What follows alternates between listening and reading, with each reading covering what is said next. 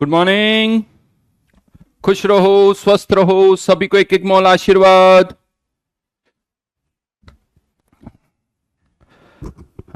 हाँ जी, क्या हाल है? वैसे एक दिन क्लास बंद ऑफ कर दो तो लगता बहुत टाइम हो गया यार, नहीं?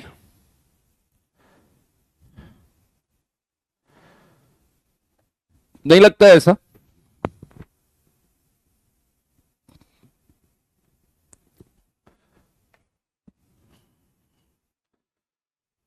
खुश रहो, खुश रहो, सारे कमेंट पढ़ रहा हूं।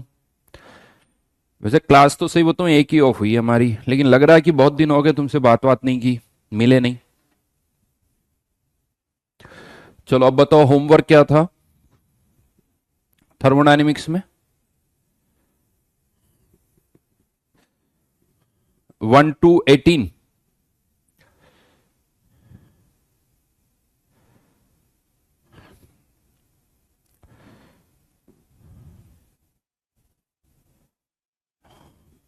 नीचे नीचे एक और, बस यही है। नहीं नहीं, ये नहीं, ये पुराना है, इसके बाद का तो और है, इसके बाद और है।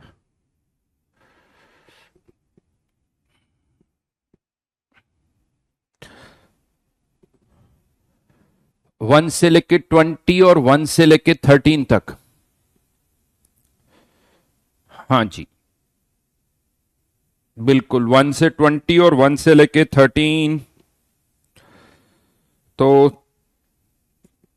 कहाँ गया थर्मोडायनेमिक्स?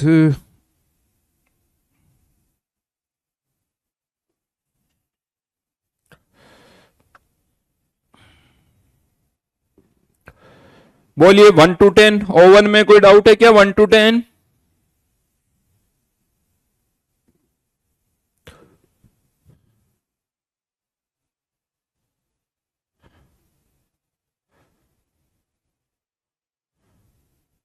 1 to 10 में कोई डाउट?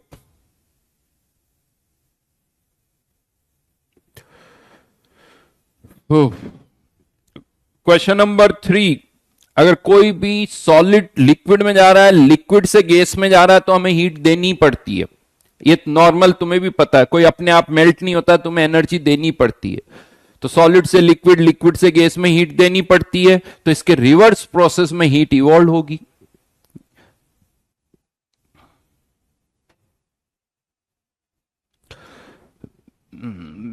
फोर्थ तो नहीं बता रहा हूं मैं, फोर्थ नहीं बता रहा हूं।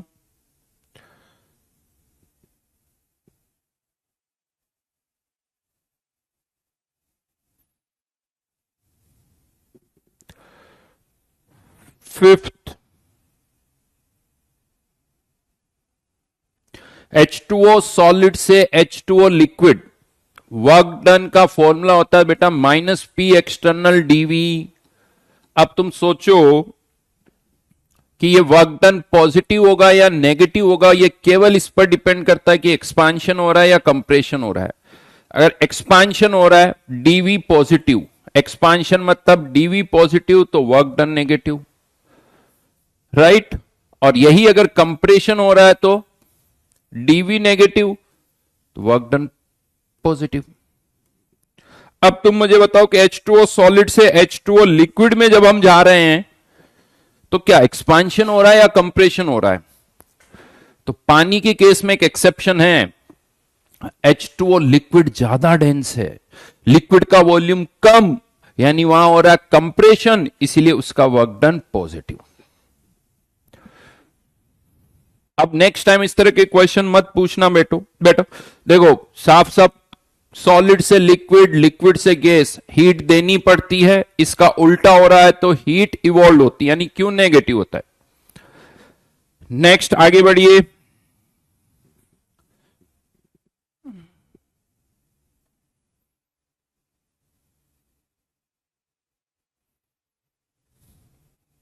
क्वेश्चन नंबर 7 में बेटा फॉर्मूले लगाओ, अपने आप समझ में आ जाएगा।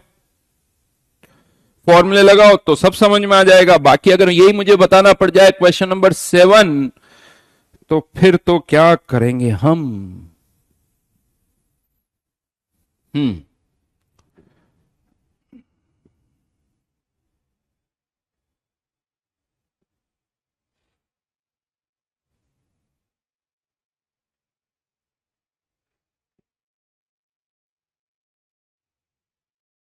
बोलो और डाउट क्या है? नाइन्थ, टेंथ,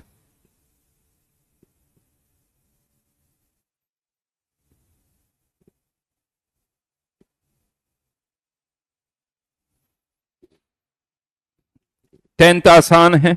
ये सब देखो फर्स्ट लॉ पर बेस्ड क्वेश्चन है जो कि बहुत आसान से हैं।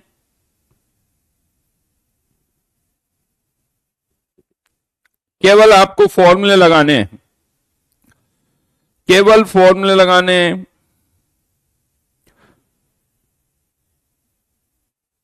क्वेश्चन नंबर, आदित्य बेटा अपने को तो सब पूछना है ना आदित्य, वैसे आदित्य यहां बहुत सारे हैं तो ये भी एक थोड़ी प्रॉब्लम है।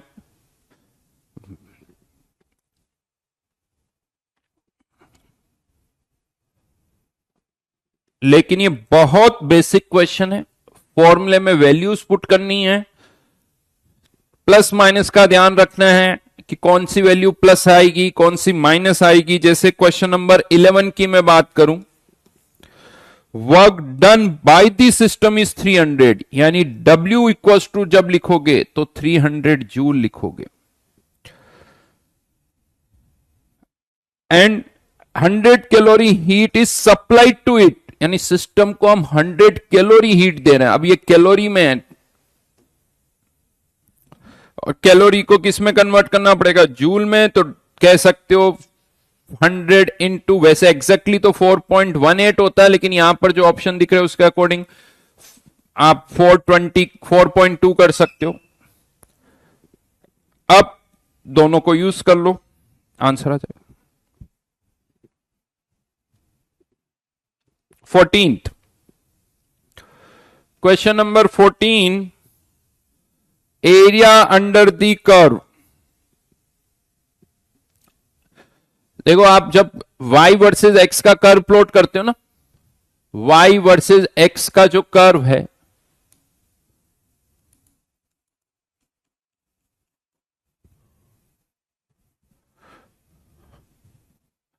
वो एरिया कैसे निकालते हैं हम? Area equals to Y D X. Area क्या होता है? Y D X. तो अगर हम हमारे केस में वाई एक्सिस पर प्रेशर है, इसकी मैं बात करूं P वर्सेस V कर्व की, तो इसका एरिया क्या हो जाएगा? P delta V। एरिया क्या हो जाएगा? P delta V। और ये P डेल्टा V एक तरह से किसके बराबर हो गया? वर्क डन के बराबर हो गया। आई थिंक वैसे ये सबको पता ही होगा, फिर भी मैंने एक बार आपको बता दिया कैसे आया। तो एरिया हमेशा वर्क डन के बराबर होता है, लेकिन ये वर्क डन का मैग्नीट्यूड बताता है। अब वर्क डन पॉजिटिव होगा या नेगेटिव होगा, ये इससे समझ में आएगा कि एक्सपांशन हो रहा है या कंप्रेशन हो रहा है। अगर एक्सपांशन हो रहा है तो नेगेटिव, कंप्रेशन हो रहा है तो पॉजिटिव। तो क्वेश्चन नंबर 14 में दिख रहा है कि एक्सपांशन हो रहा है। एरिया अंडर द कर्व, पूरा एरिया लो ये। अब क्या ये एरिया निकाल सकते हो आप? ये एरिया आपको निकालना है। ये दो पार्ट में तोड़ो इसको, इसका एरिया अलग से निकालो, इसका एरिया अलग से निकालो। तो ये तो हो गया 1 बार मीटर क्यूब, और इसका हो जाएगा हाफ, तो टोटल हो गया 1.5।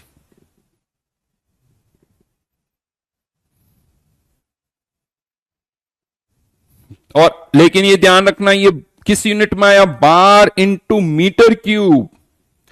अब आपको इसको जूल में कन्वर्ट करना है तो मीटर क्यूब तो ठीक है, बार को किस में कन्वर्ट कर दो? पास्कल में। 10 की पावर 5 से उससे वर्क डन आ जाएगा, वर्क डन से फिर क्यू आ जाएगा।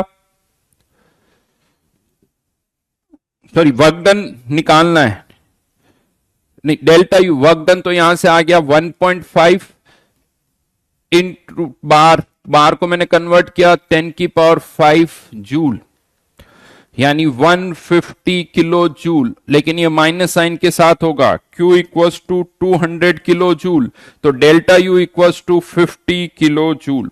आगरा।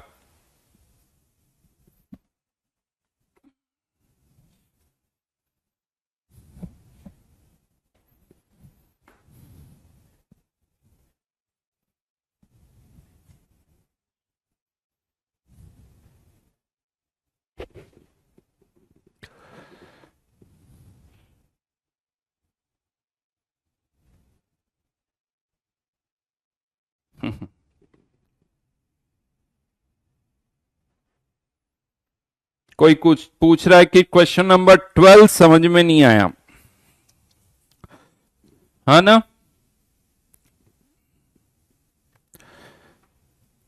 कुछ क्वेश्चन में दे रखा है, नोट्स पढ़ो, 1 mole of a gas absorbs 200 joule of heat at constant volume.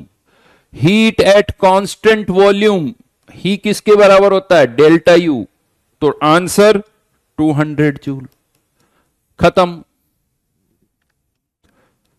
आगे के इंफॉर्मेशन की कोई जरूरत ही नहीं है कि टेम्परेचर कितना चेंज हो रहा है, उससे क्या करना है, लेकिन हमें क्वेश्चन पूछना है साहब।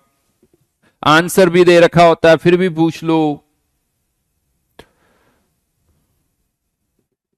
चलो आगे बढ़ो। 14 के बाद 16।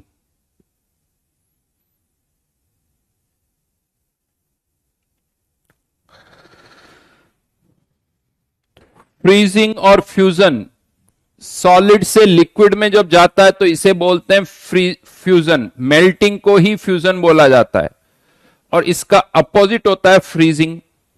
जब फ्यूजन हो रहा है तो आपको हीट देनी पड़ेगी, इसे हम कहते हैं डेल्टा एच फ्यूजन। इतनी हीट देनी पड़ेगी। तो फ्रीजिंग हो रही तो इतनी हीट निकलेगी, तो फ्रीजिंग में कितनी हीट निकलेगी? Delta H fusion. लेकिन ये डेटा कितने मोल का है? 1 मोल का। अगर आप n मोल को कर रहे हो तो इनटू क्या कर दो? n।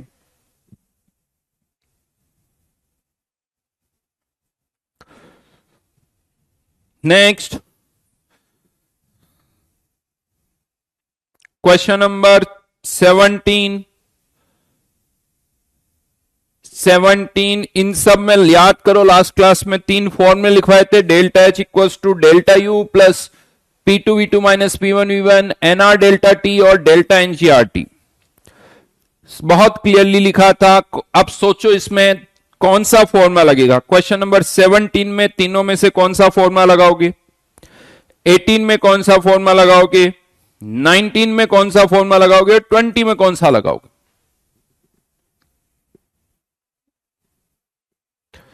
तो क्वेश्चन केमिकल रिएक्शन है तो आपके पास 2 ऑप्शन है, या तो delta H equals to delta U plus P2V2 minus P1V1, या तो ये वाला ऑप्शन है, या फिर delta H equals to delta U plus delta NGRT। अब इसके बारे में तो कोई इंफॉर्मेशन दे ही नहीं रखी हमें, प्रेशर क्या है, टेम्परेचर क्या है, तो कौन सा फॉर्मूला लगाएंगे? डेल्टा NG वाली। अब आप देखो डेल्टा NG कैसे निकालोगे। क्वेश्चन नंबर 17 की बात कर रहा हूं। डेल्टा NG क्या होता है?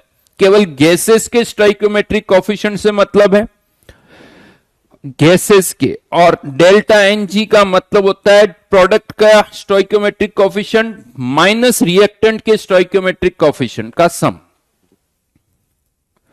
तो क्वेश्चन नंबर 17 में प्रोडक्ट का स्टोइकोमेट्रिक कोफिशिएंट 2, रिएक्टेंट का 1 माइनस 1, यानी डेल्टा NG 0 हो गया साहब। बी ऑप्शन को ढंग से देखो, सॉलिड लिक्विड कुछ शायद दिख रहा होगा। सॉलिड और लिक्विड का स्टोइकोमेट्रिक कोफिशिएंट कंसीडर नहीं करते हैं, तो केवल आगरा ऑप्शन ही ऐसा है जिसमें डेल्टा NG 0 है।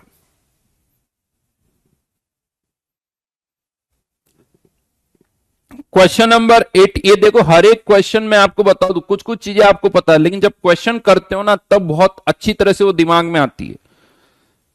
ऐसा नहीं कि मैंने सब नहीं बता रखा है, सब बता रखा है, लेकिन जब तक आप क्वेश्चन नहीं करोगे ये चीजें, ये बातें आपको अंदर तक नहीं घुसेगी। सब तभी आपको याद होगा जब आप ये क्वेश्चंस करोगे, और हर वैरायटी का क्वेश्चन यहां पर है। अब जैसे कोई पूछ रहा है क्वेश्चन नंबर 18, क्वेश्चन नंबर 18 चलिए मैं बता देता हूं। QP की वैल्यू दे रखी है, ये QP की वैल्यू कितनी दे रखी है? -28 किलो कैलोरी, राइट। ये QP क्या होता है? Delta H. QP क्या है? Delta H. QV पूछा है कितना होगा, मतलब आपसे क्या पूछा है? Delta you.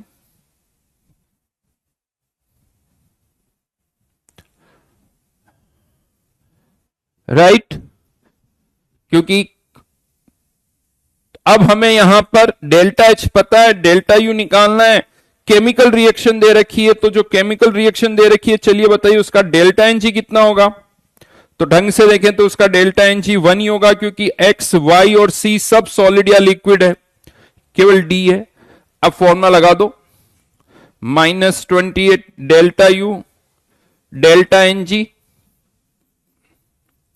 आर की वैल्यू जूल कैलोरी में चाहिए, कैलोरी में आर की वैल्यू 2 इंटू टेम्परेचर कितना दे रखा है 27 यानी 300, बट ये किलो कैलोरी में है, ये कैलोरी में है, तो डिवाइडेड बाय 1000 यानी 0.6, इधर जाएगा तो माइनस में हो जाएगा, तो delta U equals to -28.6।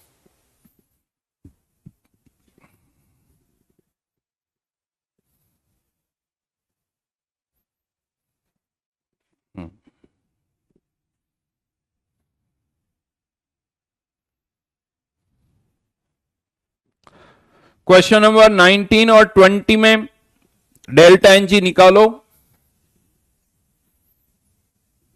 Question number 19, reaction दे नहीं रखी, आपको रिएक्शन लिखनी है कार्बन मोनोऑक्साइड, और ये जब भी रिएक्शन लिखोगे हर एक में फिजिकल स्टेट साथ में जरूर लिखोगे। हाफ O2 ये भी गैसेस स्टेट में converting into CO2, carbon monoxide की अगर रिएक्शन होगी तो CO2 ही बनेगा। अब मैं आप यहां पर इस रिएक्शन का चेक कर लो, चाहो तो इस रिएक्शन का कर लो या इसको 2 से भी मल्टीप्लाई कर सकते हैं। इस रिएक्शन का डेल्टा एनजी निकालेंगे तो राइट नाउ कितना आ रहा है -12। अब सोचो इससे क्या होगा, अगर डेल्टा एनजी -12 है, इसका मतलब delta H minus delta U equals to delta NG R T. ये वैल्यू नेगेटिव है, ये वैल्यू नेगेटिव है, यानी ये वाली वैल्यू भी नेगेटिव है। इसका मतलब डेल्टा यू की वैल्यू डेल्टा एच से ज्यादा है।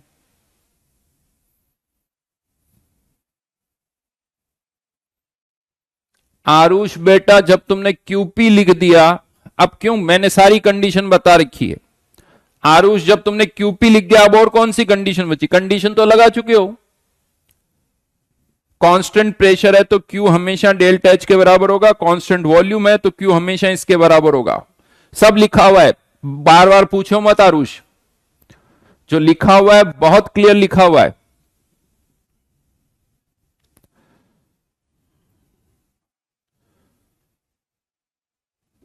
ठीक है बेटा, यूनिट कन्वर्जन में अगर किसी को प्रॉब्लम आ रही तो यूनिट्स पढ़ो, सारी यूनिट्स को लिखो।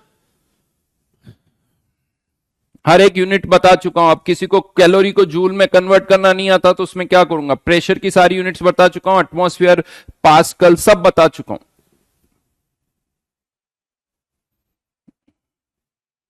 मैंने एक चीज आपसे पहले भी कहा है, सुन लो मेरी बात, 10 में से 9 क्वेश्चन सब्जेक्ट अकॉर्डिंग होने चाहिए, सब्जेक्ट ओरिएंटेड होने चाहिए।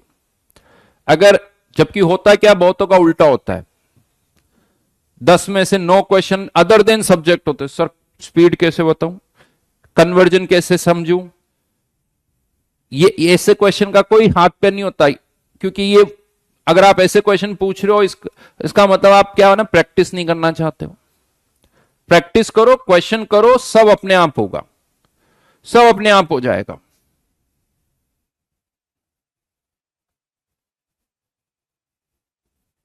राइट हाँ, लिख दे बेटा प्रेशर, तुम आराम करो, पहले सब लिखी हुई, कोई कह रहा प्रेशर की यूनिट एक बार लिख दो,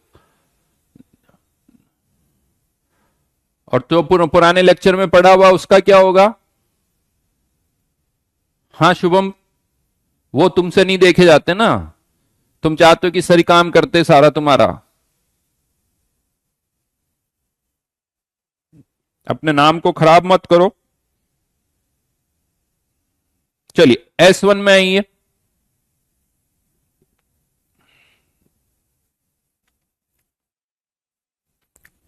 वेपर प्रेशर बेटा इंटेंसिव प्रॉपर्टी होती है, थोड़ा सा पानी लो या बहुत सारा पानी लो, वेपर प्रेशर उसका चेंज नहीं होता। पानी का वेपर प्रेशर 100 डिग्री सेल्सियस पर 1 एटमॉस्फेयर होता है, थोड़ा पानी होगा तब भी वही, ज्यादा पानी होगा तब भी वही। तो वेपर प्रेशर इंटेंसिव प्रॉपर्टी है। बाकी सब मैं बता ही चुका हूं, तो क्वेश्चन नंबर 1 में कोई प्रॉब्लम ही नहीं है। S1 में जल्दी जल्दी से डाउट पूछो। S1 में जल्दी जल्दी से डाउट पूछो। 1 to 6 तक पूछो पहले, 1 से लेके 6 तक।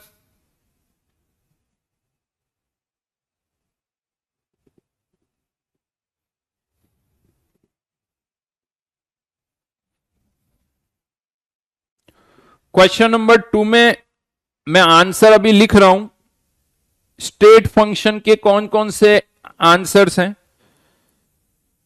तो first, third, fourth, fifth, sixth, seventh,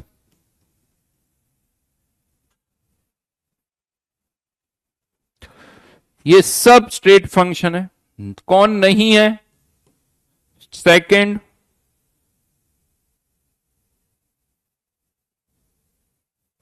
eighth, 9 और 10th, ये सब पाथ फंक्शन है। ये सब पाथ फंक्शन है,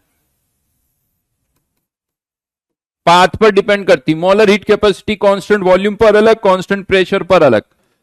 सीवीसीपी पाथ्स पर डिपेंड करती है।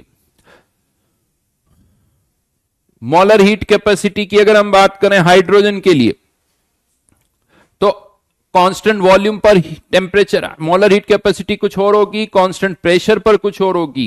यानी हाइड्रोजन का सीवी अलग है, सीपी अलग है।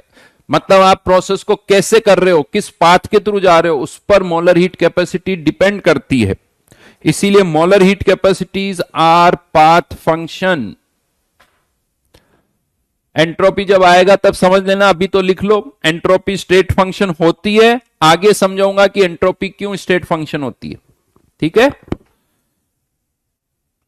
मॉलर heat capacity, specific heat capacity, ये सब पाथ फंक्शन है। Heat capacity, मॉलर heat capacity. देखो एक चीज बता दूं, तीन ही टर्म मेनली हम कहते हैं कि पाथ फंक्शन है।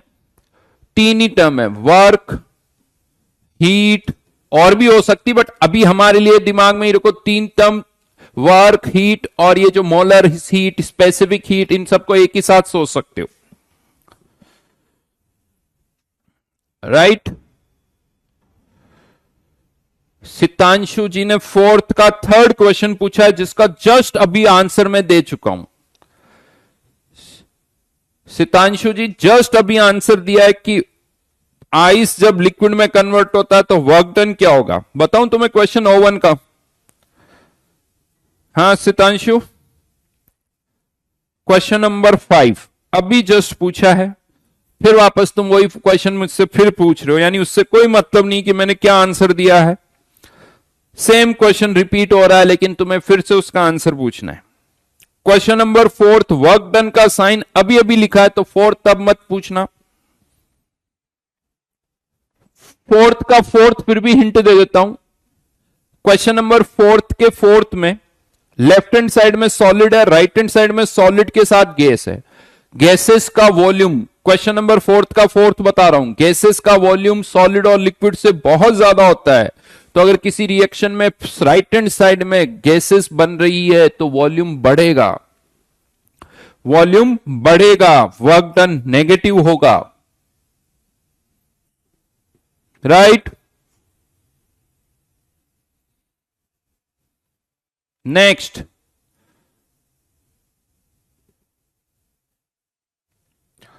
आगे बढ़िए।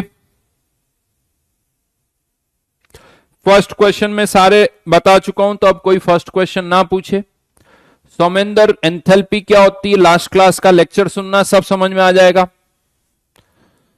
एक्चुअली क्या होता है, बहुत सारी जनता क्या याद रहता नहीं है, वापस पढ़ते नहीं है, इतना भी नहीं याद रहता है कि सर ने बताया है, लेकिन बस कमेंट बॉक्स में हमें डाउट पूछने होते हैं।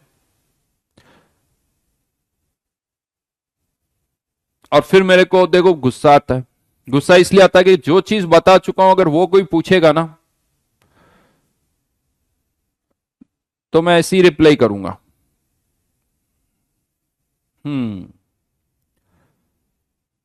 ये ध्यान रखना। तो इसीलिए अच्छी तरह से करो।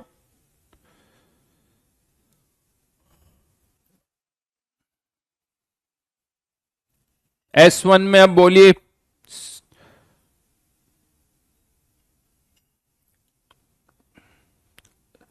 सिक्स्थ नहीं बता रहा हूं, वर्क डन के कमेंट गए भाई।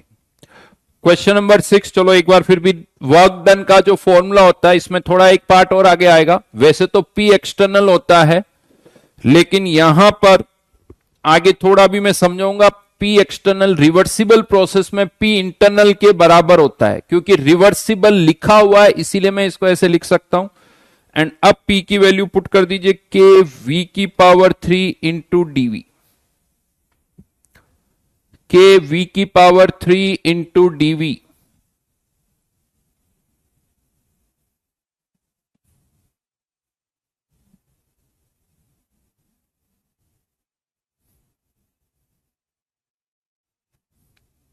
राइट,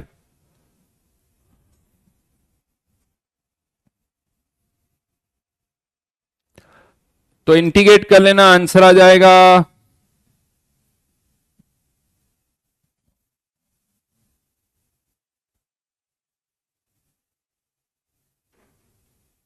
12, 13, 10 तक किसी को कोई डाउट?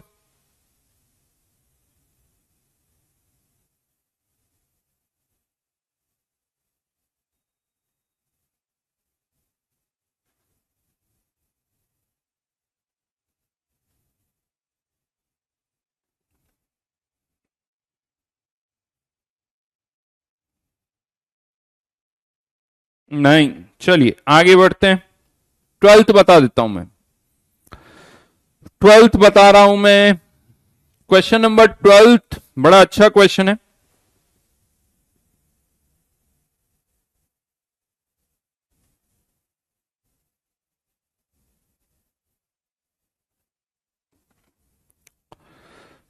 ये आप कह सकते हो कि एक एप्लीकेशन है फर्स्ट लॉ ऑफ थर्मोडायनेमिक्स का। बहुत शानदार क्वेश्चन है। इसमें आपको स्टेट फंक्शन की इंपॉर्टेंस समझ में आएगी कि स्टेट फंक्शन की इंपॉर्टेंस क्या है। ए से बी हम अलग अलग पाथ से जा सकते हैं, अलग अलग पाथ से जा सकते हैं, इधर से भी और इधर से भी। जा कहां से कहां रहे हैं हर एक ऑप्शन में लिखा हुआ, बट ए से बी भी जा सकता हूं, बी से ए भी आ सकता हूं, वॉट जो लैंग्वेज लिखी हुई। और क्या कहा जा रहा है, when a system is taken from state A to state B, इस पाथ के through, A C B path के थ्रू। तो इस ए सी बी पाथ के थ्रू जब हम जाते हैं तो 80 जूल हीट सिस्टम में फ्लोज इनटू द सिस्टम, यानी प्लस। एंड सिस्टम कितना वर्क कर रहा है, ए सी बी पाथ में सिस्टम वर्क कर रहा है, इसीलिए माइनस साइन के साथ। तो यहां से पहली चीज तो बहुत क्लियरली डेल्टा यू आ जाएगा, वो हो जाएगा 50 जूल। अब डेल्टा यू के केस में अच्छी बात क्या है, डेल्टा यू तो पाथ के इंडिपेंडेंट है।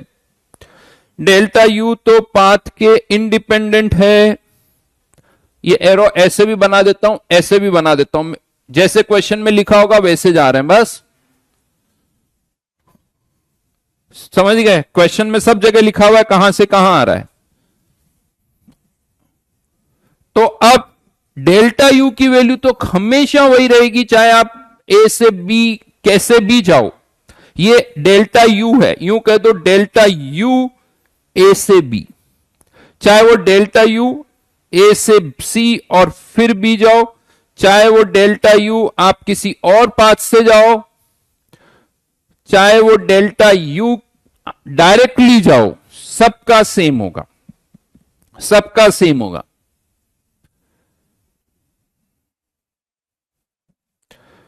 राइट,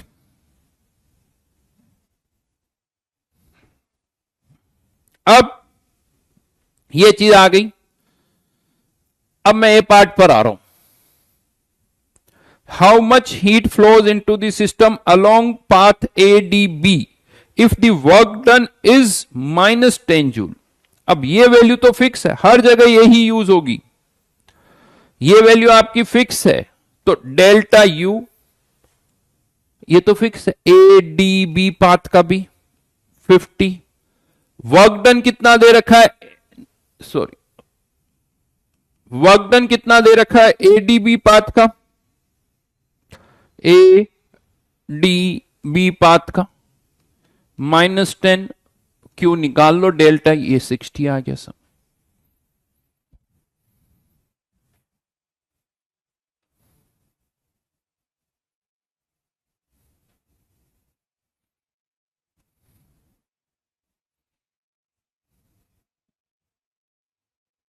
देन बेटा जो लिखा हुआ सही लिखा हुआ ना राहुल, क्यों अपना तुम्हें लगता है तुम सही बता रहे हो, मैं गलत लिख रहा हूं?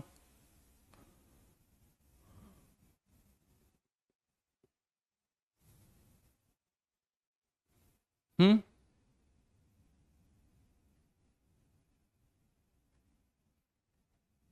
मतलब तुम मेरे को बता रहे हो कि +80 होगा या -80 होगा, जब मैं यहां +80 लिख चुका हूं तब भी।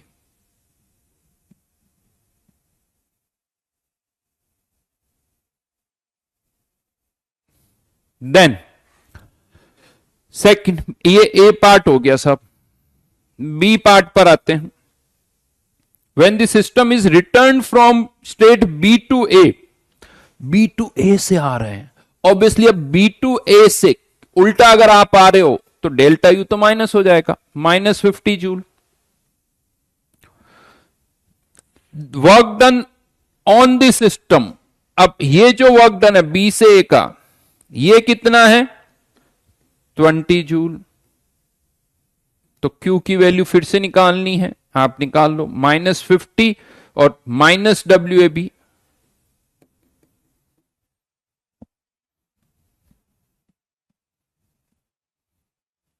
बहुत बढ़िया दर्पण।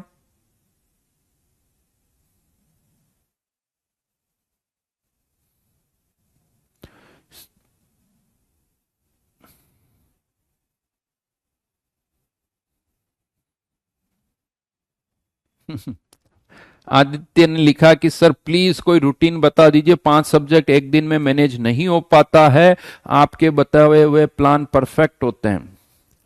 आदित्य बेटा पहले ये डिस्कशन कर लें। कितनी बार मैंने बोला कि जब मैं कोई शीट डिस्कस कर रहा हूं इधर उधर की बातें मत करा करो, क्यों डिस्ट्रैक्ट करते हो यार। सी पार्ट पर आ रहा हूं मैं। अब सी पार्ट क्या कह रहा है इसका कि ओवरऑल तो हमें पता है कि ए से बी जाने तक इस पाथ के थ्रू ओवरऑल डेल्टा यू तो पता है 50, उसमें से डी से ए का ओवरऑल यहां से यहां तक का 50 है, तो ए से डी का कितना दे रखा है डेल्टा यू 40। तो इसका मतलब बी से डी से बी का कितना हो जाएगा 10, टोटल 50 आना चाहिए। तो यहां से यहां तक का 40, ये क्वेश्चन में यहां से यहां तक का 10। वर्क डन की बात करें तो WAD और WDB अगर आप देखो तो वर्टिकल लाइन है, वर्टिकल लाइन है, तो WDB तो वर्क डन 0 है, WDB वर्क डन 0 है, और इसका ADB पाथ का टोटल वर्क डन दे रखा है। ADB पाथ का टोटल वर्क डन कितना दे रखा है -10, यानी यहां पर ये वर्क डन कितना हो गया -10। इससे Q निकाल लो और इससे भी Q निकाल लो।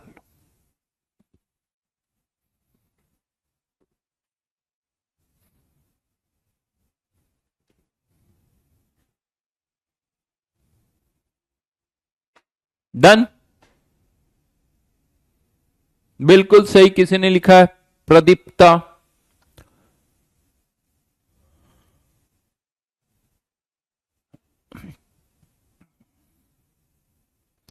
कोई कह रहा है सर यूनिट कन्वर्जन की एक क्लास ले लो, कभी समझ में कुछ नहीं आएगा बेटा तुम्हें,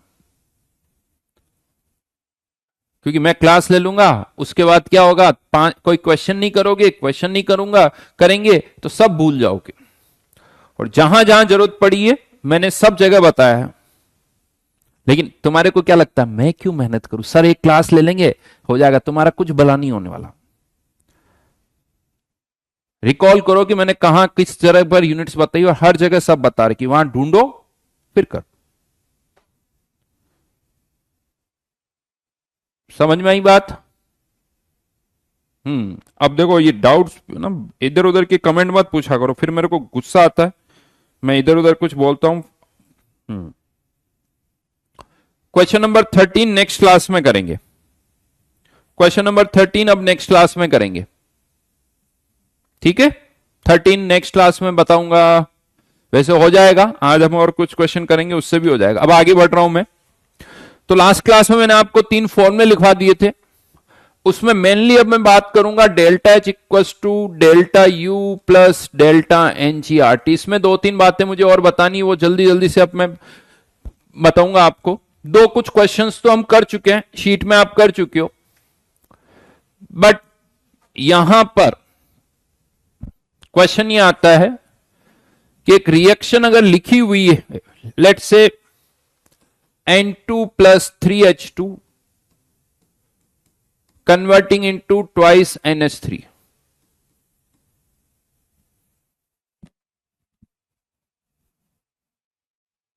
या आप थोड़ा और रुकते हैं, एक और इसको रुको पहले। 2-3 क्वेश्चन अब पूछूंगा, ढंग से सुनना। कोई भी रिएक्शन जब हम लिखते हैं, let's say 2A converting into 3B, 2A converting into 3B, ये सभी गैसेज है, और मैं इस रिएक्शन का डेल्टा एच का डेटा लिख देता हूं।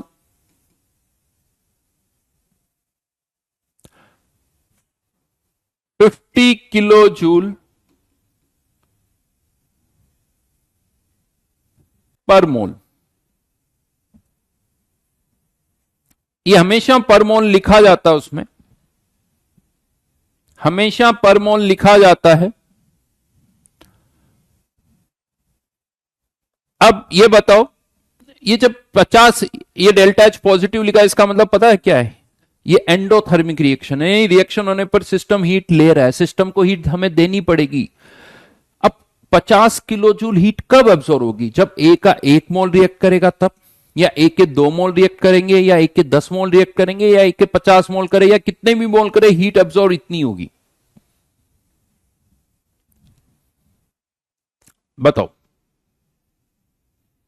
क्वेश्चन आई थिंक क्लियर है। मैं ये पूछना चाहता हूं, इतनी हीट कब एब्जॉर्ब होगी? जब ए के या बी के कितने मोल्स रिएक्ट करेंगे, ये आपको बताना है। प्रियांशु ने आंसर लिखा है, प्रियांशु का सही है, प्रत्युष का भी सही है। किसके 1 मोल, किसके 2 मोल, पूरा पूरा लिखो बेटा। 1 मोल ए का, या 1 मोल बी का, या ए का 2 मोल, या बी के 3 मोल किसके हैं, वो साफ साफ लिखो। आधी अधूरी चीजें मत लिखा करो।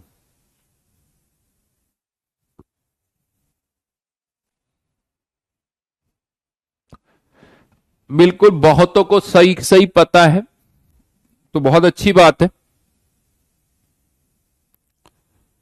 बहुत अच्छी बात है। किसी ने लिखा सर ओवरऑल 1 मोल, तो यहां पर अब मैं आपको बता दूं, ये वर्ड बड़ा कंफ्यूज करता है, पर मोल। वैसे तो इसका सही मतलब इस चैप्टर के एंड में आपको समझ में आएगा, लास्ट लेक्चर जब होगा ना तब, लेकिन अभी इसको ऐसे समझा देता हूं। इस पर मोल का मतलब किसी के 1 मोल का नहीं है, इसे हम बोलते हैं पर मोल ऑफ रिएक्शन। इसको ऐसे बोलो, पर मोल ऑफ रिएक्शन। और पर मोल ऑफ रिएक्शन का मतलब number of moles equal to the stoichiometric coefficient.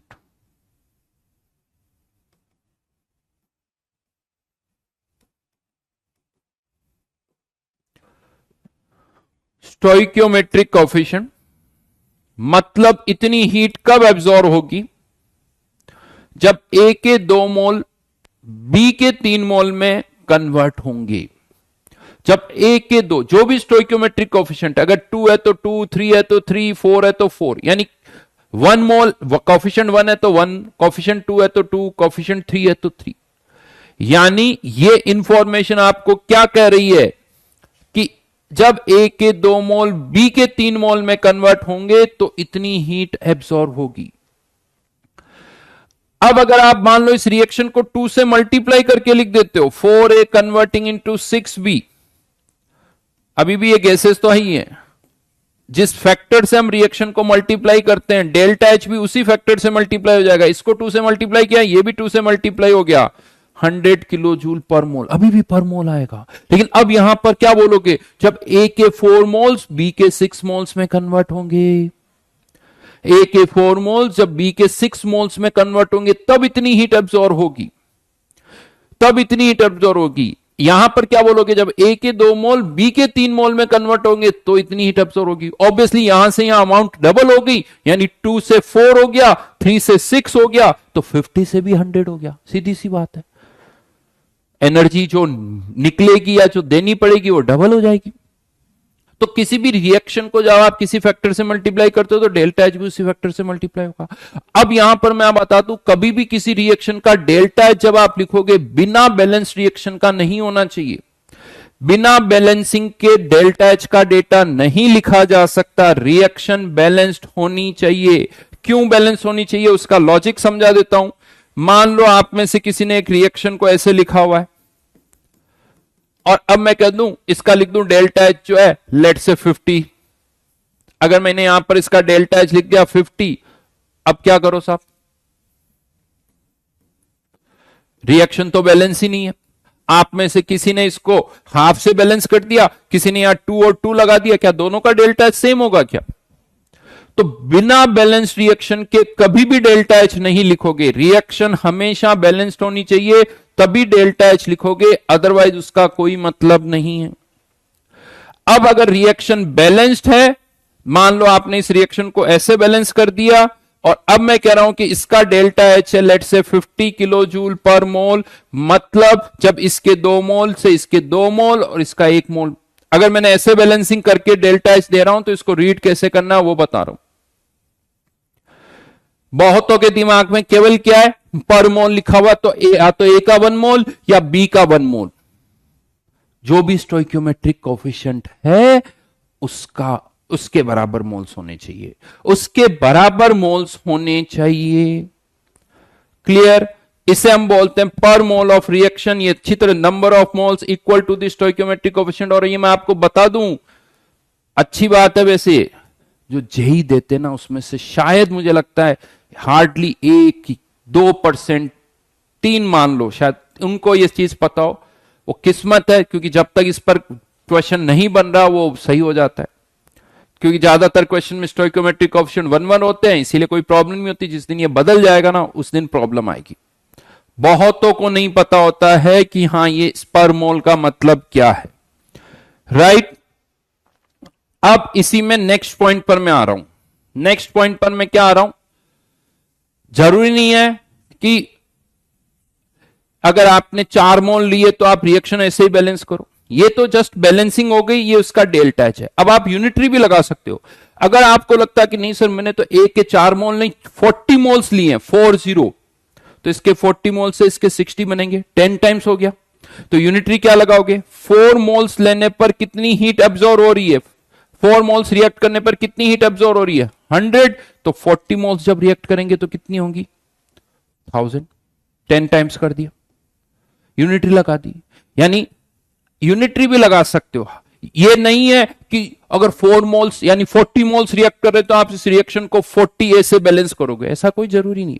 Unitary लगा दो, जब 4 मोल्स रिएक्ट कर रहे हैं तो 100 किलो जूल हीट एब्जॉर्ब हो रही है, तो जब 40 मोल्स रिएक्ट करेंगे तो कितनी हो जाएगी, 1000। या x मोल रिएक्ट करें, 4 मोल्स रिएक्ट कर रहे हैं तो कितनी हीट एब्जॉर्ब हो रही है, 100। 1 करेगा तो कितनी होगी, 25। तो x मोल रिएक्ट करेंगे तो कितनी हीट एब्जॉर्ब होगी, 25x। x की जो भी वैल्यू पुट कर दो, x की जो भी वैल्यू पुट कर दो। अगर 10 मोल्स है तो 250, 40 मोल्स है तो 1000, इस तरह से लगा सकते हो। तो बहुतों के दिमाग में एक गड़बड़ पिक्चर क्या है कि सर ने अगर ऐसे बैलेंसिंग की है तो इसका मतलब हमारे पास 2 मोल है। ये क्या कह रहा है कि अगर ए के 2 मोल रिएक्ट करते हैं तो बी के 3 बनेंगे और इतनी हीट एब्जॉर्ब होगी। अगर ए के 4 मोल रिएक्ट करते हैं तो बी के 6 मोल बनेंगे और इतनी हीट अब्सॉर्ब होगी, ये आपसे कहा जा रहा है, राइट। अब यहां पर ये तो बात होगी डेल्टा एच क्या होता है। सेकंड पॉइंट आता है डेल्टा एन जी। अब ये जो रिएक्शन है, जब ए के 2 मोल रिएक्ट करके बी के 3 मोल बना रहे, तो स्टार्टिंग में कंटेनर में ए के 2 मोल्स थे, फाइनली कंटेनर में बी के 3 मोल्स हो गए, तो गैसेस के मोल्स जो पहले 2 थे अब 2 से 3 हो गए, तो गैसेस के मोल्स में चेंज कितना हुआ, final minus initial 3 minus 1, 3 minus 2 1 मोल। हाँ, लेकिन यहां पर हम कहें डेल्टा एनजी की वैल्यू कितनी होगी, यहां पर डेल्टा एनजी की वैल्यू कितनी होगी 2, यानी इस रिएक्शन का डेल्टा एनजी अलग, इस रिएक्शन का अलग, इस रिएक्शन का डेल्टा एच अलग, इस रिएक्शन का डेल्टा एच अलग। गड़बड़ क्या होती है, जनता डेल्टा एच किसी और का पुट कर दीजिए है, डेल्टा एनजी किसी और का। अरे जिस रिएक्शन का डेल्टा एच हो उसी रिएक्शन का डेल्टा एनजी भी होना चाहिए। अगर ये डेल्टा एच पुट करोगे तो डेल्टा एनजी होगा, ये डेल्टा एच पुट करोगे तो डेल्टा एनजी होगा। और ये भी पता होना ये डेल्टा एच कब है, जब ए के 4 मोल रिएक्ट कर रहे हैं, ये डेल्टा एच कब है, जब ए के 2 मोल रिएक्ट कर रहे हैं। ए से बोलो या बी से बोलो कोई फर्क नहीं पड़ रहा। शिवम शिवम कह रहा है कि बी से कोई मतलब नहीं, तुम बी से लगा दो, यूनिटरी बी से लगा दो कि जब बी के 3 मोल बन रहे हैं तो 50 किलो जूल हीट एब्जॉर्ब हो रही है, जब बी के 6 मोल बनेंगे तो 100 होगी। यूनिटरी ए से भी लगा सकते हो, यूनिटरी बी से भी लगा सकते हो। आदित्य पूछ रहा सर एंथैल्पी हीट कैसे हो गई है। आदित्य यार सही में तुम मिल मेरे से, जला देता तू अंदर तक, पता है ये एंथैल्पी है। हाँ आदित्य ये एंथैल्पी है, नहीं है, क्या है डेल्टा एच। क्या डेल्टा एच क्यू के बराबर हो सकती है, हाँ कंडीशन पर होगी, लेकिन होती तो है। Delta H equal to Q, ये सब हाँ कांस्टेंट प्रेशर पे ही बात हो रही है।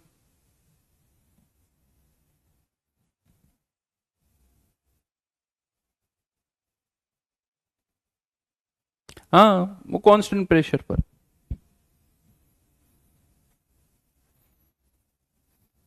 राइट। तो डेल्टा एनजी उसी के अकॉर्डिंग होना चाहिए, कितने मोल्स रिएक्ट कर रहे हैं उसके अकॉर्डिंग। चलो एक क्वेश्चन देता हूं, 80 kilo calorie heat is absorbed when 2 mole H2O liquid is converted into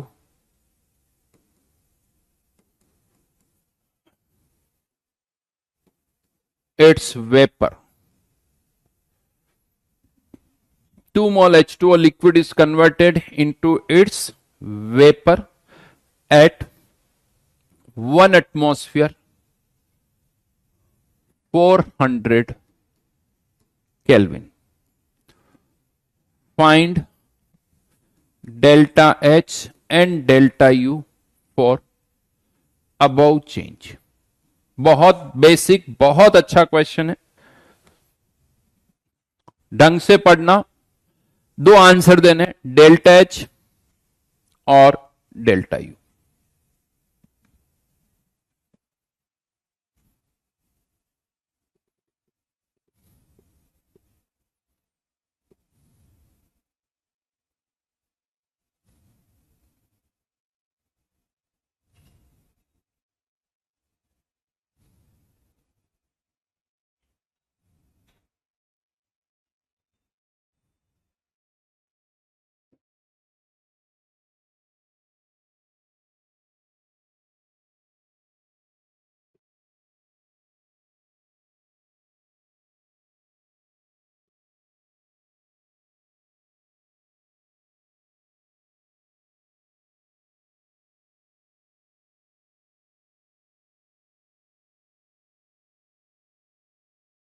हाँ जी, जल्दी जल्दी आंसर बताते जाओ।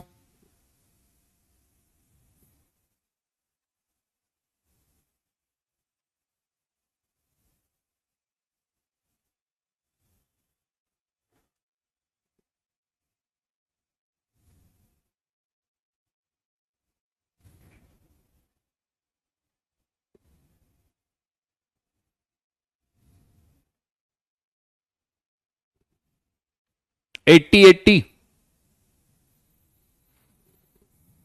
हम्म।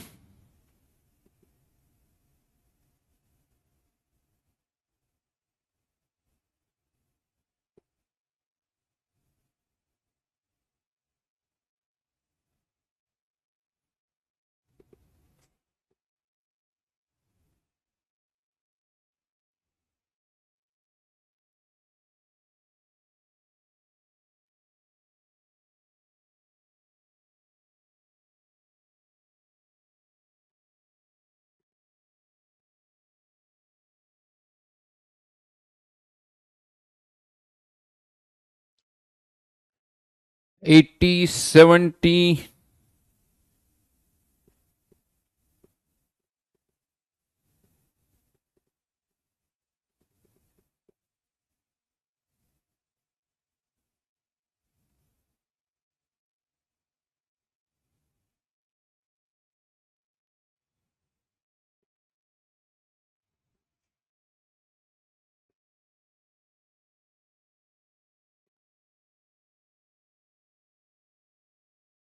चलो चेक करते हैं।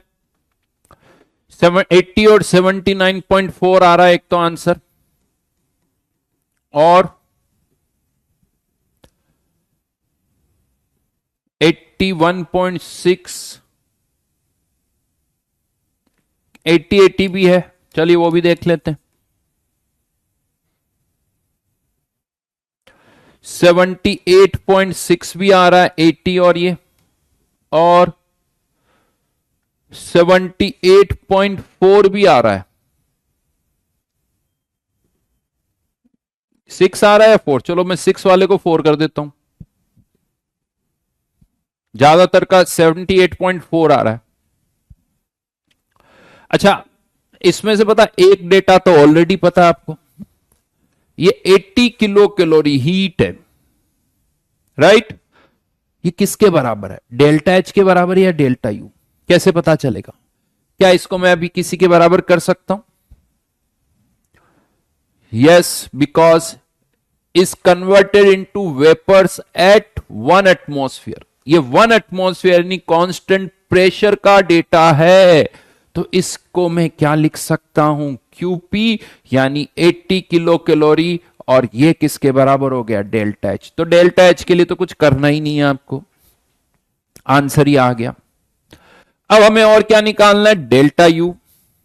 अब यहां गड़बड़, डेल्टा यू के लिए फॉर्मूला, क्योंकि हमें P2 V2 और P1 V1 इस तरह का कोई डेटा नहीं दे रखा, प्रेशर दे रखा कांस्टेंट है, यानी P1 P2 तो बराबर है, बट वॉल्यूम नहीं दे रखा है, तो आप फॉर्मूला क्या लगाओगे, डेल्टा एनजीआरटी।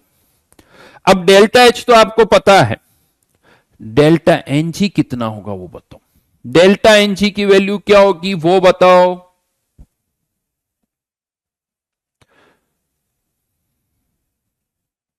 डेल्टा एनजी की वैल्यू बताओ। H2O लिक्विड से H2O गैस बन रही है,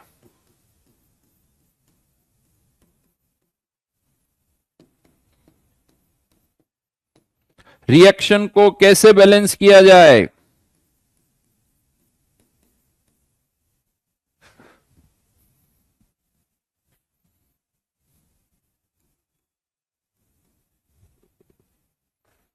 हम्म।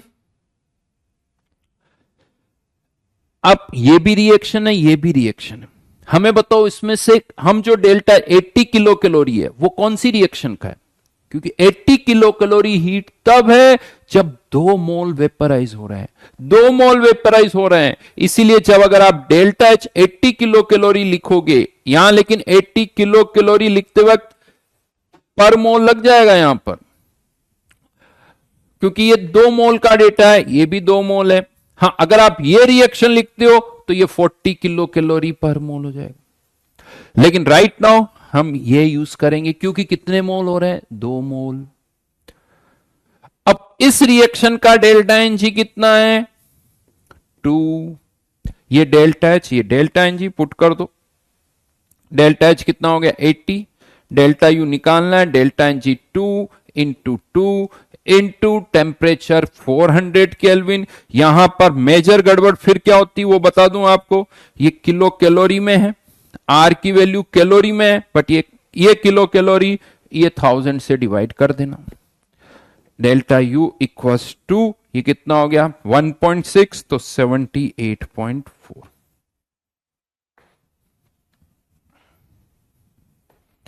वेबो कह रहा PV equals to N R T से वॉल्यूम आ जाएगा, तो फिर यही फॉर्मूला आ जाएगा वेबो, वापस करके देख लेना। PV equals to N R T से तो ये आया है, तुम भी वही कर रहे हो।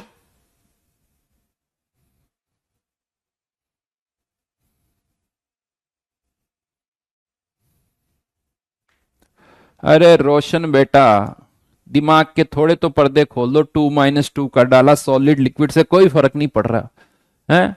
मार्केट में जाते हो, तुम्हें तो कहा जाता बस फ्रूट्स लाने हैं ना, आम मैंगो यानी पाइनएप्पल उठा लो, सब एक जैसे दिखते हैं तुम्हें। तो कोई कहेगा आम लेके आओ, तुम पाइनएप्पल का एक पीस और आम का एक पीस उठा के लाओगे ना, तुम्हारे लिए तो दोनों सेम है। जब 4 बार समझा दिया डेल्टा एन जी, ये गैस ये लिक्विड, 2 - 2 कर रहे हो।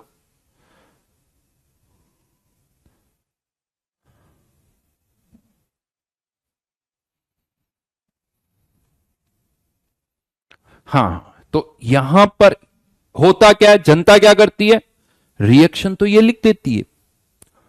तो डेल्टा एन जी 1 और डेल्टा एच कौन सी रिएक्शन का, इस रिएक्शन का, यानी डेल्टा एन जी यहां से निकालते हैं, डेल्टा एच यहां का पुट करते हैं। जिस रिएक्शन का डेल्टा एच होगा उसी रिएक्शन का डेल्टा एन जी, और ये डेल्टा यू भी उसी रिएक्शन का आया है। कौन सी का, इसका, जब H2O लिक्विड के 2 मोल्स कन्वर्ट हो रहे हो।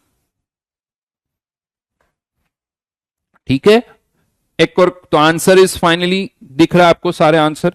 एक और क्वेश्चन दे देता हूं, थोड़ा जल्दी करना पड़ेगा यार। ढंग से देखना। 100 kilo calorie heat is evolve when 2 mole C4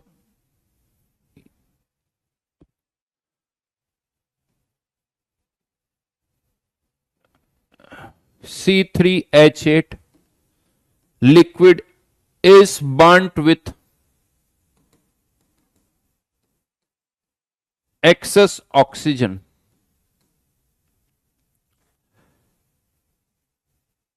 in a rigid container at 300 Kelvin.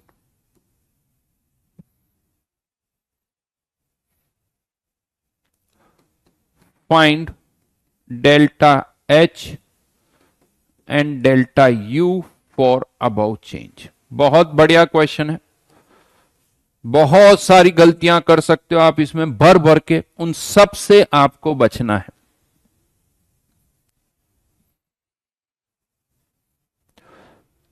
सारी, बहुत सारी गलतियां कर सकते हो, मैं फिर से बता रहा हूं, उन सब से आपको बचना है।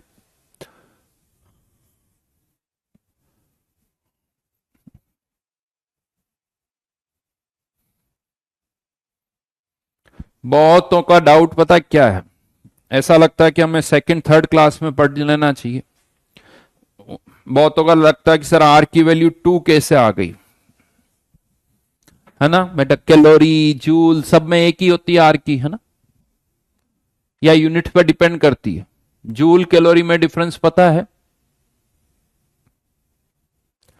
ऐसे ऐसे क्वेश्चन पूछते हो यार, फिर मेरे से एक्सपेक्ट करते हो कि मैं प्यार से बात करूं।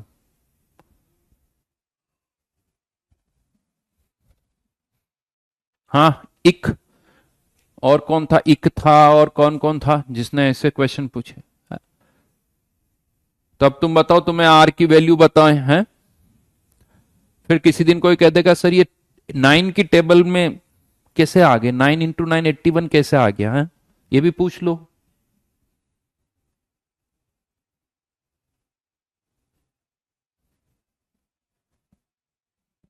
चलो, अब ज्यादा क्वेश्चन मत पूछा करो बेटा, वापस सुना करो, उससे अच्छा है।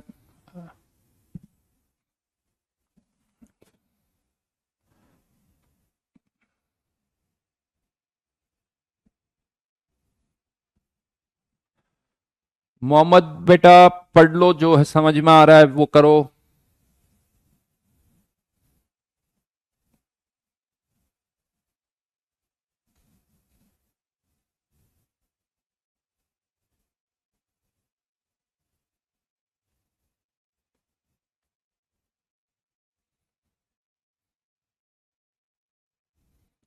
यस।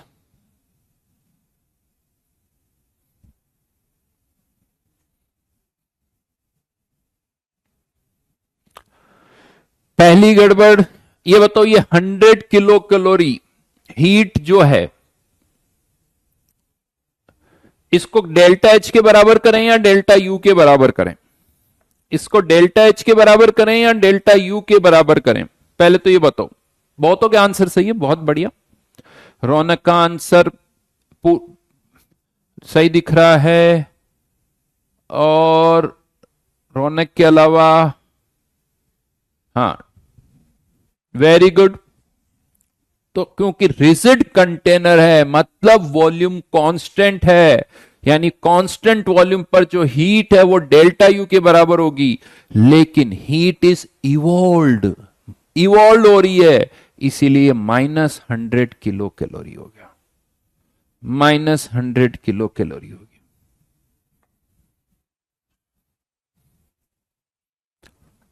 राइट, डेल्टा यू की वैल्यू आ गई, लेकिन ये तब है जब 2 मोल, देखो यहां कोई रिएक्शन नहीं लिखी है, जब रिएक्शन के साथ लिखोगे तो हमेशा रिएक्शन के अकॉर्डिंग पर मोल, ये तो ठीक है, इस प्रोसेस का डेल्टा यू लिख दिया।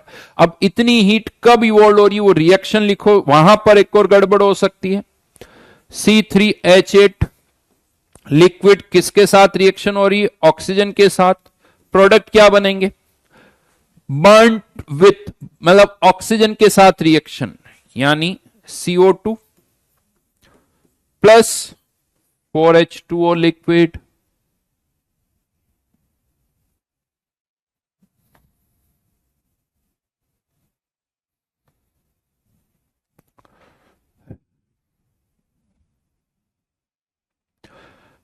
अच्छा क्वेश्चन एक और आता है, ये H2O को किस स्टेट में लेना है? H2O को लिक्विड में या गैस स्टेट में लेना है?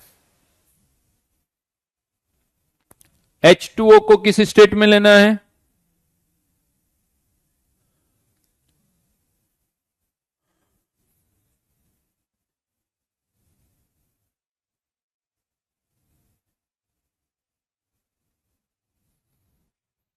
कैसे पता चला? क्योंकि टेम्परेचर 300 केल्विन है, अगर टेम्परेचर 100 डिग्री सेल्सियस 373 से कम है तो लिक्विड, 373 से ज्यादा है तो गैस। राइट, तो टेम्परेचर पर डिपेंड करेगा, तो राइट डाउन 300 है इसीलिए लिक्विड। बैलेंसिंग करें, 3 H2O बैलेंस है 6 + 4 10, तो ये 5।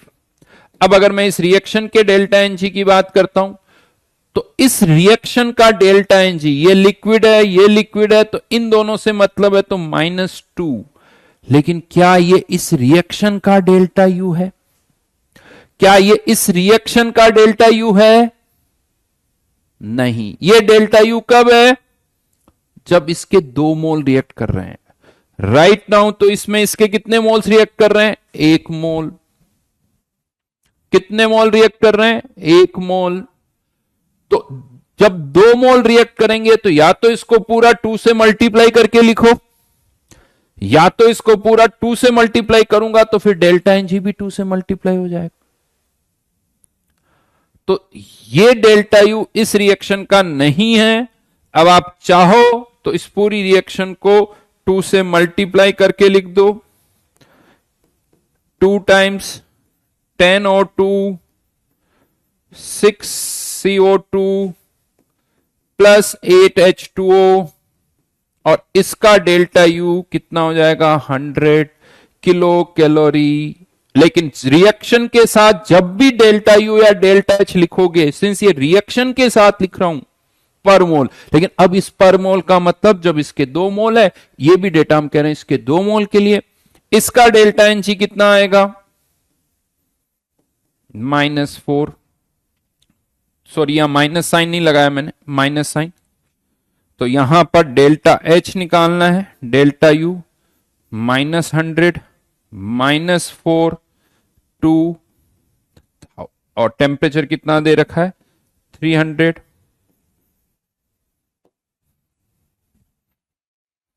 तो यह वैल्यू आ जाएगी -102.4।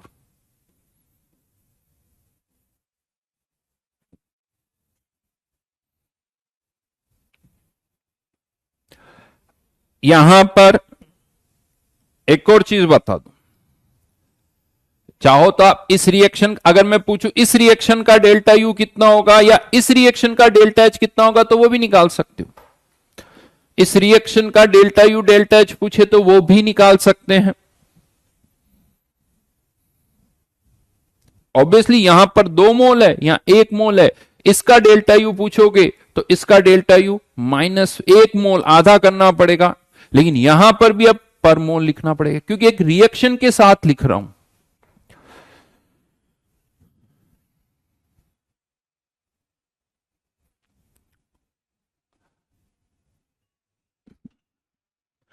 ऐसा लगता कुछ लोगों तक मैं बोलता हूं आवाज ही नहीं जाती। कोई अभी भी पूछ रहा है कि H2O लिक्विड क्यों है। वापस सुनना बेटे, वापस सुनना। तो फाइनल आंसर इज -100, ये वाला एक, और डेल्टा एच का आंसर ये हो जाएगा। डन। चलिए अब हम आगे बढ़ रहे हैं, चैप्टर के नेक्स्ट पार्ट पर आ रहे हैं। Calculation of Q, W, delta U and delta H for various process. और उसमें पहला प्रोसेस जो हम ले रहे हैं वो है आइसोथर्मल प्रोसेस।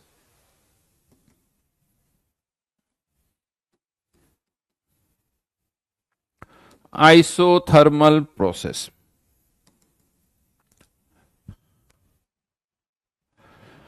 तो यहां पर अब उज्जवल बेटा वापस पूरे लेक्चर्स देखना, वापस पूरे लेक्चर्स देखना। जिसको नहीं समझ में आया कोई सी भी बात, वो फिर से लेक्चर्स देखना। अब कुछ नहीं बता रहा, नहीं तो हमारे के लिए तुम एक काम करो, 2-3 साल का सिलेबस टाइम लो, तब जाके हमारा कहीं कोर्स हो पाएगा। ऐसे में हर एक का जवाब वापस बता दो, वापस बता दो, वापस बता दो।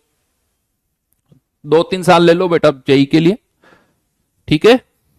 तो आइसोथर्मल प्रोसेस, एक आइसोथर्मल प्रोसेस का मतलब होता है टेम्परेचर कांस्टेंट, यानी टेम्परेचर जो है वो क्या है कांस्टेंट, जिसे आप और क्या कह सकते हो dt 0, या इवन ये भी कह सकते हो डेल्टा टी भी 0।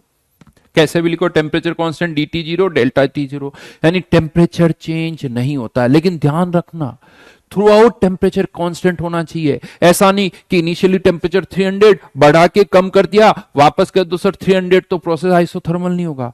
टेम्परेचर थ्रू आउट कांस्टेंट रहना चाहिए। कांस्टेंट थ्रू आउट, चाहो तो और वर्ड बोल दो, ज्यादा स्पेसिफिक हो जाएगा। वैसे तो कांस्टेंट मतलब ही थ्रू आउट है, बट फिर भी मैंने लिखवा दिया through out temperature is constant. अब सारा डिस्कशन अब हम जो कर रहे हैं सुन लेना अच्छी तरह से, नहीं मेंशन्ड है तो सारा डिस्कशन आइडियल गैस के लिए ही अब हमारा हो रहा है। अगर कहीं रियल गैस है तो मैं अलग से बोल दूंगा कि रियल गैस की बात है, otherwise discussion is for ideal gas. तो फॉर आइडियल गैस उसी के लिए सारा डिस्कशन कर रहे हैं। और आइडियल गैस के लिए तो एनसीवी डेल्टा टी और डेल्टा एच किसके बराबर हो जाएगा एनसीपी डेल्टा टी, और टेम्परेचर कांस्टेंट है तो डेल्टा यू भी 0, टेम्परेचर कांस्टेंट है तो डेल्टा एच भी 0। यानी आइसोथर्मल प्रोसेस के लिए डेल्टा यू डेल्टा एच 0 होंगे। तो from first law of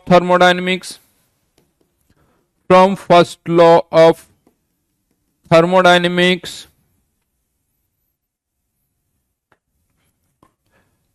Q को किसके बराबर कर सकते हैं, Q इक्वल्स टू -W, क्योंकि डेल्टा U 0 है। यानी इसका मतलब क्या हुआ, एक आइसोथर्मल प्रोसेस में वर्क डन Q का मैग्नीट्यूड हमेशा बराबर होगा। हाँ, लेकिन ये जरूर है कि वर्क डन पॉजिटिव तो Q नेगेटिव, Q पॉजिटिव तो वर्क डन नेगेटिव। इसको ऐसे समझना, थोड़ा सा लैंग्वेज में जितना बोलोगे चीजें ज्यादा समझ में आएगी। यूं सोचोगे आइसोथर्मल प्रोसेस की इंटरनल एनर्जी में कभी कोई चेंज नहीं होता, तो अगर आप उसे हीट की फॉर्म में एनर्जी दे रहे हो तो वो वर्क की फॉर्म में किसी और को दे देगा, यानी Q positive work done negative. अगर आप उससे उस पर वर्क करोगे तो वर्क डन पॉजिटिव, तो वो उतनी एनर्जी हीट की फॉर्म में किसी और को दे देगा। यानी अगर आप उसे किसी एक फॉर्म में एनर्जी दोगे तो वो दूसरी फॉर्म में किसी और को दे देगा, हीट दोगे तो वर्क के थ्रू किसी और को दे देगा, वर्क करोगे तो हीट की फॉर्म में किसी और को दे देगा। उसकी इंटरनल एनर्जी में कोई चेंज नहीं होगा, डेल्टा यू क्या रहेगा, जीरो। बट क्वेश्चन अब ये आता है कि वर्क डन और क्यू कैसे निकालें, वर्क डन कितना होगा, क्यू कितना होगा, वो कैसे निकालें। बहुतों को यहां पर क्या लगता है, क्या मैं एक आइसोथर्मल प्रोसेस में टेम्परेचर तो कांस्टेंट है, चेंज क्या हो रहा है, पहले तो ये बताओ चेंज क्या हो रहा है एक आइसोथर्मल प्रोसेस में। टेम्परेचर कांस्टेंट है वो समझ में आ गया, क्या मोल्स चेंज हो रहे हैं, सब्सटेंस तो फिक्स है, क्लोज सिस्टम है, मोल्स चेंज नहीं हो रहे हैं, तो फिर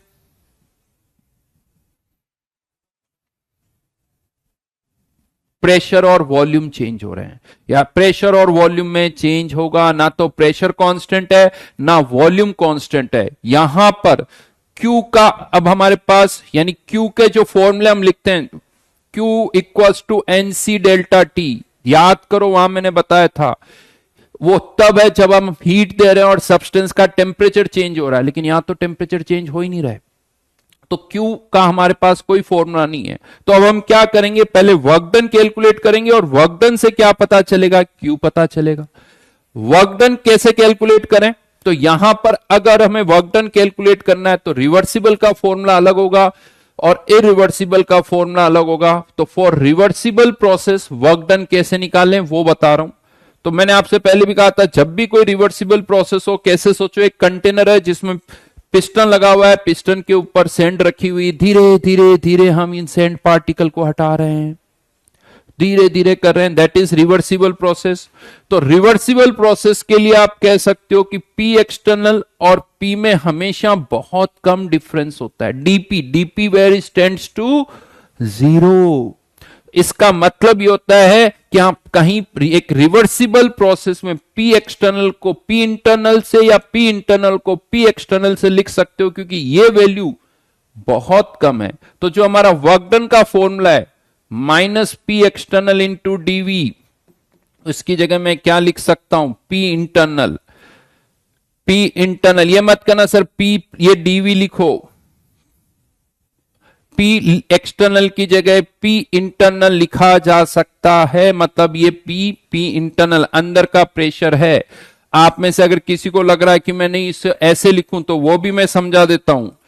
अगर आप इस ब्रैकेट को ओपन करोगे, ये माइनस P dV और ये माइनस dP dV, ये वैल्यू बहुत छोटी हो जाती है, दो टेंड्स टू जीरो का प्रोडक्ट, इसीलिए इसको आप क्या कर सकते हो, नेग्लेक्ट। बचा क्या यहां पर,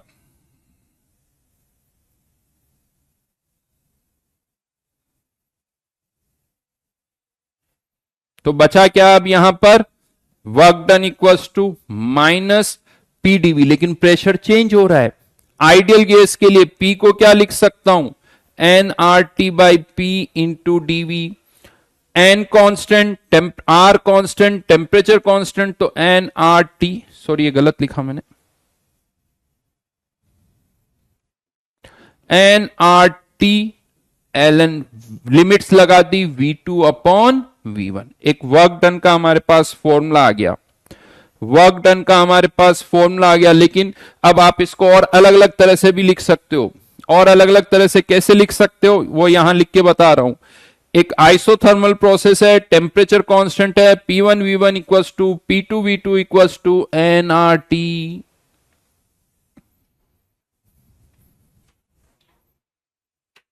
राइट, nRT।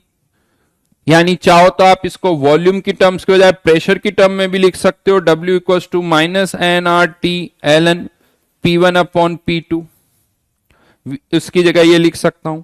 हाँ चाहो तो आप इसको ऐसे भी लिख सकते हो, minus P1 V1 ln P1 upon P2, और ध्यान रखना ये बेस E है, वर्क डन में कन्वर्ट करना है तो बेस 10 में भी कन्वर्ट करना होगा। तो यहां पर अगर मैं इसको ऐसे भी लिखूं 2.303 nRT लॉग आ जाएगा, लॉग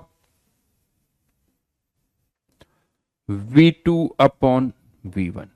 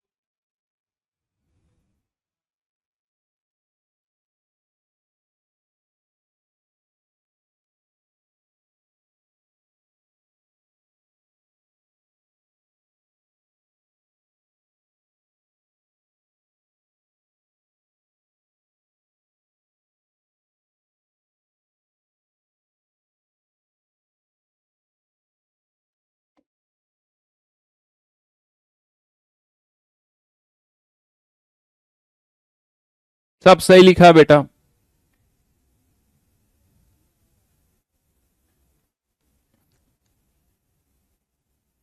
राइट। लेकिन ये फॉर्मूले कब लगाओगे? ये फॉर्मूले तभी लगाओगे जब प्रोसेस कैसे होगा, रिवर्सिबल होगा।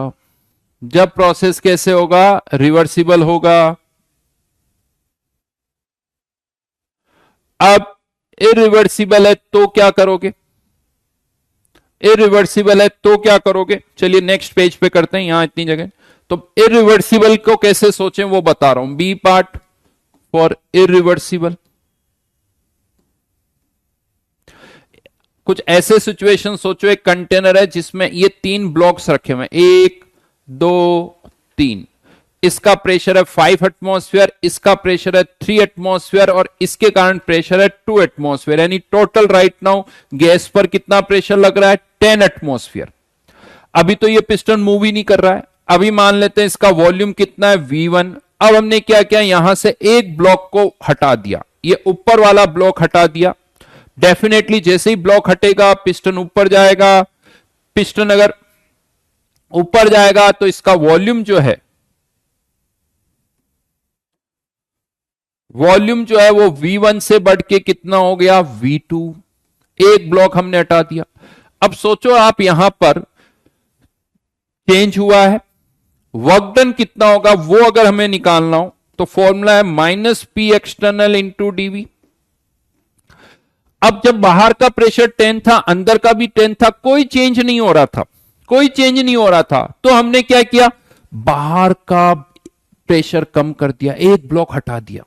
जैसे ही एक ब्लॉक हटा, बाहर का प्रेशर अब 5 और 3 रह गया। कोई एयर नहीं है यहां पर, मान लो कोई एयर और कुछ भी नहीं है, प्रेशर अभी इसी के कारण लग रहा है। जैसे ये ब्लॉक हटा, बाहर का प्रेशर कितना रह गया? 8। और जैसे ही बाहर का प्रेशर 8 एटमॉस्फेयर हुआ, अब पिस्टन मूव करना स्टार्ट करेगा। अब पिस्टन मूव जब करेगा तो बाहर का प्रेशर चेंज नहीं हो रहा है। यानी जब वॉल्यूम V1 से V2 जा रहा है, वॉल्यूम जा रहा है, जब पिस्टन मूव कर रहा है, बाहर का प्रेशर कांस्टेंट है, कितना? 8 एटमॉस्फेयर। यानी ये प्रेशर कांस्टेंट है तो इंटीग्रेशन से बाहर आ जाएगा और V2 माइनस V1। और राइट नाउ अगर मैं आपसे पूछूं पी एक्सटर्नल कितना है, तो आंसर इज 8 एटमॉस्फेयर। जब पिस्टन मूव कर रहा है तब का प्रेशर। बहुतों को लगता है सर पी एक्सटर्नल कांस्टेंट कैसे? पी एक्सटर्नल तो वेरी कर रहा है, देखो 10 से 8 हो गया। भाई जब 10 था ना तब कुछ नहीं हो रहा था, जब आपने 10 से 8 कर दिया अब चेंज हो रहा हो। और जब पिस्टन मूव कर रहा है, बाहर का प्रेशर कांस्टेंट है। जब मूव कर रहा है तब सोचो, और जब मूव कर रहा है बाहर का प्रेशर कांस्टेंट है, दैट इज 8 एटमॉस्फेयर। राइट। अब आप चाहो तो एक स्टेप और कर सकते हो। ये फर्स्ट स्टेप हुई, वर्क डन, ये पहली स्टेप हो गई, यूं मान लो फर्स्ट। अब आप चाहते हो नहीं सर मैं तो एक ब्लॉक और हटाऊंगा, वो भी हटा सकते हो। एक और ब्लॉक हटा दिया, वॉल्यूम V2 से कितना हो गया? V3 हो गया। लेकिन इस बार बाहर का प्रेशर कांस्टेंट तो अभी भी है, लेकिन बता सकते हो इस बार इसकी वैल्यू क्या है? इस बार इसकी वैल्यू क्या है?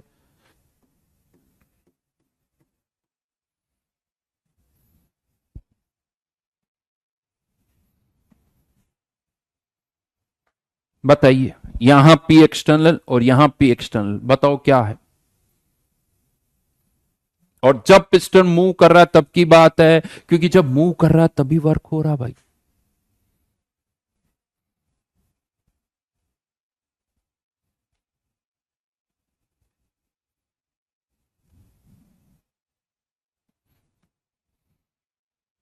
राइट। तो ये P एक्सटर्नल 8, ये P एक्सटर्नल 5।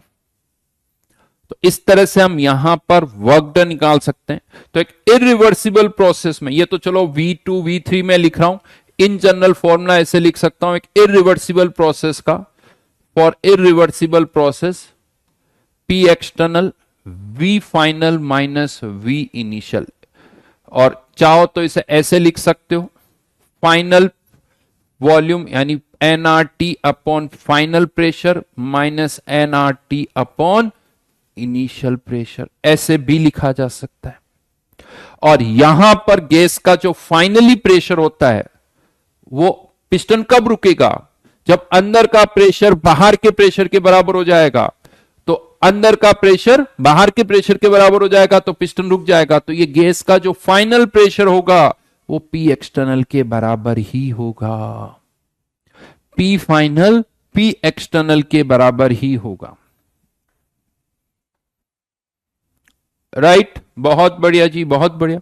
तो ये फॉर्मूले इरिवर्सिबल के लिए और पहले वाला फॉर्मूला रिवर्सिबल के लिए है।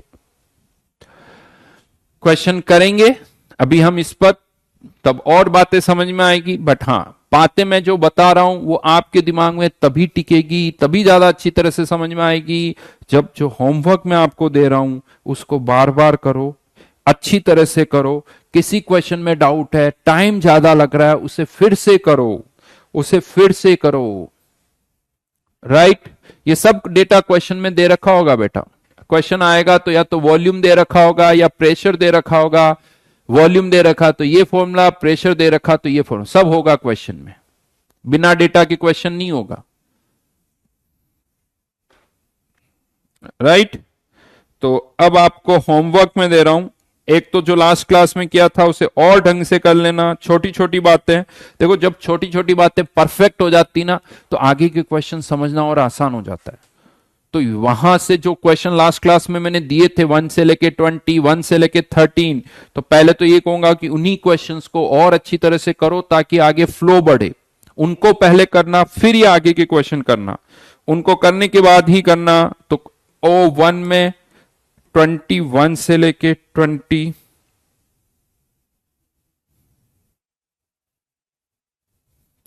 तक,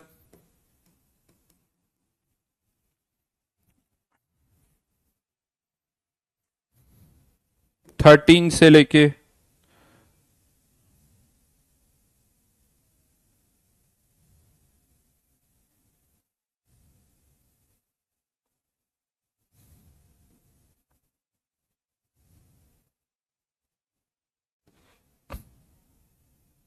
चलो, ये नेक्स्ट क्लास में हम डिस्कस करेंगे, ठीक है।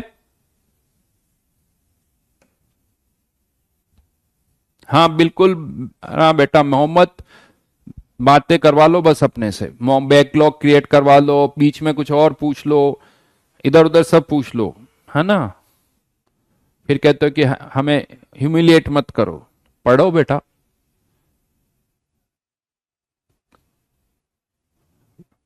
क्यों होमवर्क छूट जाता है, क्यों बैकलॉग क्रिएट हो जाता है? मिलता बेटा टाइम, दिन में 24 घंटे होते हैं, 13 घंटे 14 घंटे पढ़ सकते हो। सोचो तुम 13-14 घंटे पढ़ रहे हो या नहीं पढ़ रहे हो।